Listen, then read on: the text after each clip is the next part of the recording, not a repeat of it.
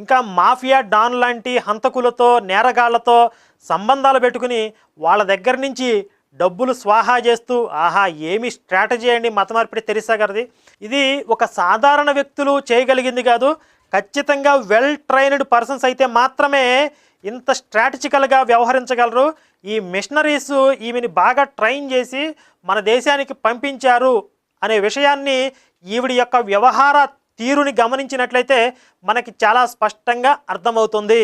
అయితే ఈ మత మార్పిడి తెరిసా వల్ల జరుగుతున్నటువంటి నష్టాలని అర్థం చేసుకుని శ్రీలంక, వియత్నాం, ఐర్లాండ్ లాంటి దేశాలు ఈ మత మార్పిడి తెరిసాకి సంబంధించినటువంటి ఆశ్రమాలని నిషేధించడం జరిగింది. భూటాన్ లాంటి దేశం అయితే అసలు అనుమతి కూడా ఇవ్వలేదు. ఇది ప్రపంచంలోని ప్రముఖ ఆర్థిక నేరగాళ్లతో నియంతలతో ఈ మత మార్పిడి తెరిసా గారికి ఉన్నటువంటి సంబంధ బాంధవ్యాలు ఇప్పటి వరకు చూసాం. ఇక ఈ మత మార్పిడి తెరిసా గారి